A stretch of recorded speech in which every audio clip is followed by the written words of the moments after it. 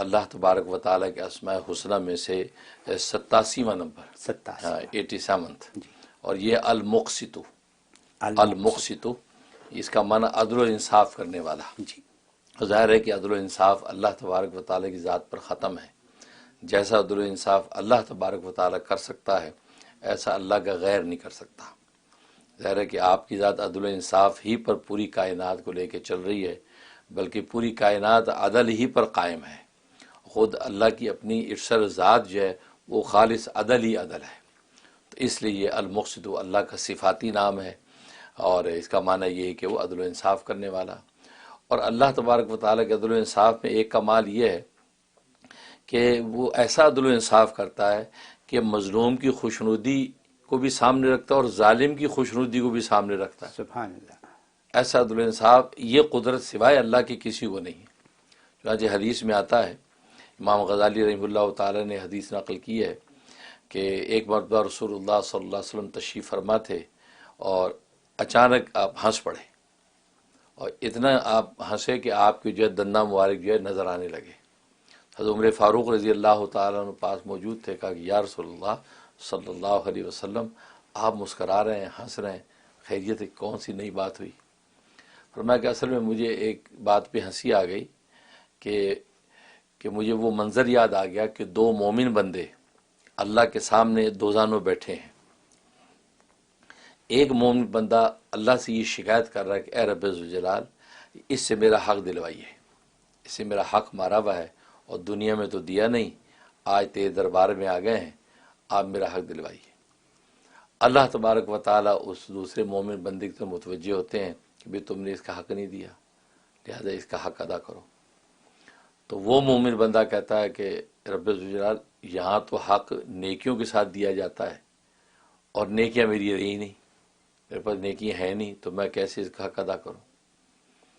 تو اللہ تبارک و تعالیٰ پہلے مظلوم بندے کی طرف متوجہ ہوتے ہیں اور فرماتے ہیں کہ بھائی اب بتا تو کیا کرے گا، کیونکہ اس کے بعد نیکیاں یعنی حق ادا کرنے کی گویا کہ کرنسی نیکیاں ہیں، تو وہ ہے نہیں اس کے پاس، اب بتا اب تو کیا کرنا چاہتا ہے؟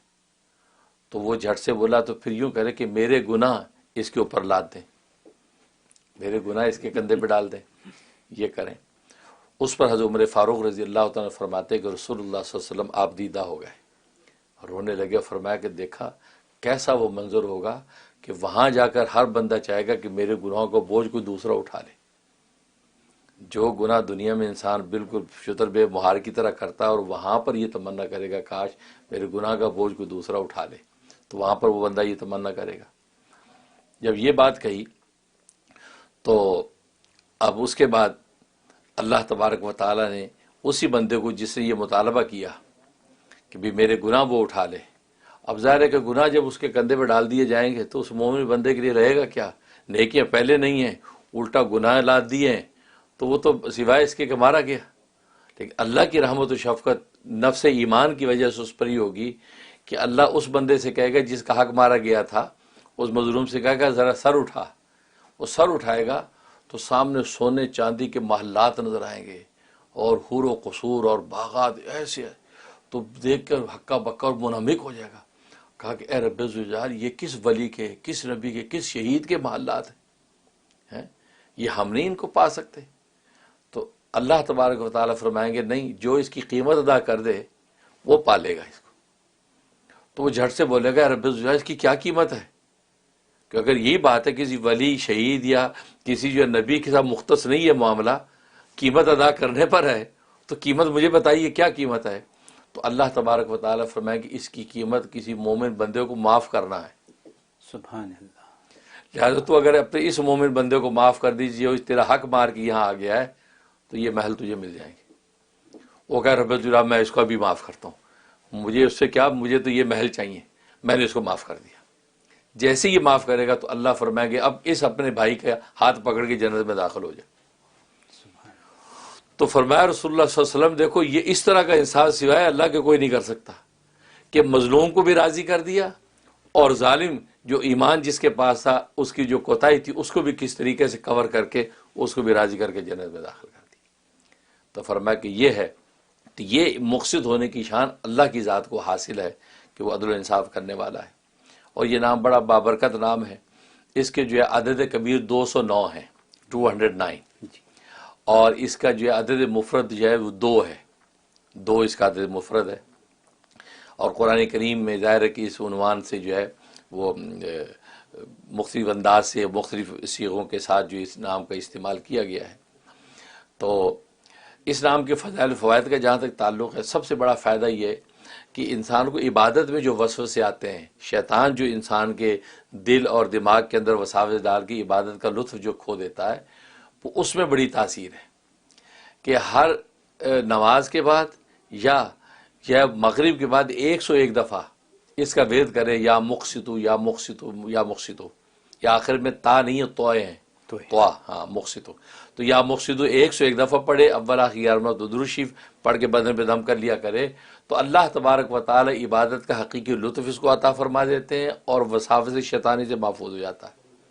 یہ بہت بڑا نفع ہے، کیونکہ آج ہر دوسرا بندہ کہتے ہیں نماز میں اس سے خیالات بہت آتے ہیں، اس کے لیے بڑا نافع ہے. بلکہ میں کہا کرتا ہوں جب نماز کے لیے کھڑے ہوا کریں تو یہ یا مقسطو 7 مرتبہ پڑھ کے پہلے سینے پہ پھونک لیا، اس کے بعد اللہ اکبر کر کے نماز میں، تو سمجھو اس ہاتھ کے ہاتھ اب جو ہے وہ سیف ہو گئے یہ شیطانی وساوس سے. یہ کس کا نفع. اور دوسرا اس کا نفع یہ کہ دعا اگر قبول نہیں ہوتی تو قبولیت و دعا میں اس کی بڑی تاثیر ہے.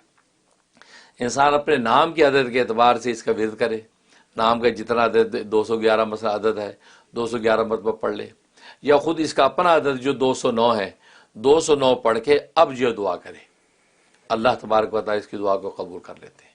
تو قبولیت دعا میں اس کو بہت دخل ہے. اور تیسرا اس کا فائدہ یہ ہے کہ انسان یہ چاہتا ہے کہ میں کسی جگہ کام کے لیے نکل رہا ہوں لیکن میرا کام ہو جائے، مجھے وہاں انصاف مل جائے، یا یہ نہ ہو کہ میرا کام جو ہے وہ دگردوں ہو جائے، اٹک جائے.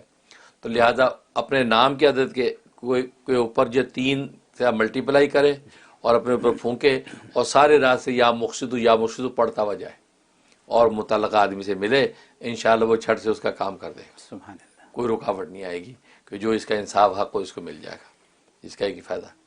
اور ایک فائدہ یہ ہے کہ اگر اس کی کوئی مشکل آئی ہوئی ہے، کوئی پریشانی لاحق ہو گئی، تو ایک تو یہ ہے کہ 70,000 مرتبہ اس کو پڑھنا ہے. مل کے بھی پڑھ سکتے ہیں، کوئی غم آ گیا، کوئی رنج آ گیا، کوئی آفت آ گئی تو سارے چند لوگ گھر کے اکٹھے ہو کے 70,000 کا اس کا ورد کر لیں، اول آخر 11 مرتبہ درود شریف پڑھ کے دعا کر لیں، تو بس ایک ہی مجلس میں انشاءاللہ اس کا پڑھ لینا کافی ہوگا اور وہ جو آفت ہے وہ ٹل جائے گی. یہ طریقہ ہے. ورنہ اگر جو ایک آدمی نے پڑھنا ہے، زیادہ لوگ اویلیبل نہیں ہیں، تو پھر یہ 209 جو اس کا عدد ہے اس کو 3 سے ملٹیپلائی کر لے، جتنا آ جائے وہ اتنا روزانہ وہ پڑھتا رہے، اور یہ 41 ڈیز کی نیت کر لے. انشاءاللہ اول تو 11 دن میں یا 2-11 یعنی 22 دن کے اندر آفت دور ہو جائے گی، ورنہ 41 ڈیز کے اندر تو آفت اور رنج اور غم دور ہو ہی جاتا ہے. یہ اس کے اندر تاثیر ہے. تو یہ یا مقسط. بہت خوب، بہت خوب. حضرت جب آپ بات کر رہے تھے تو عدل و انصاف کی جیسے آپ نے بات کی اور جیسے آپ نے بیان کیا، میرے ذہن میں ایک چیز آئی، ہم اشرف المخلوقات یعنی انسان اور چیونٹی، تو اللہ کے یہاں عدل و انصاف انسان کے لیے اور چیونٹیوں کے لیے ایک برابر ہے، یہ آپ نے فرمایا تھا. میں صحیح سمجھا؟ الحمدللہ. بالکل.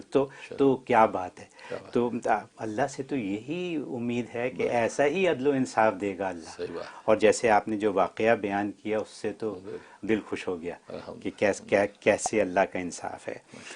پھر دوسری جو آپ نے کام کی بات بتائی ہر ایک کے لیے، ہر مسلمان کے لیے، وہ آپ نے یہ بتائی کہ پہلی بات تو یہ کہ نماز پڑھنا فرض ہے، ہم سب کو نماز پڑھنی چاہیے اور بہت لوگ نماز پڑھتے ہیں. تو جب نماز پڑھتے ہیں تو اس میں حساب کتاب سب ہی کرتے ہیں کہ کس کو کیا دینا ہے، کس سے کیا لینا ہے.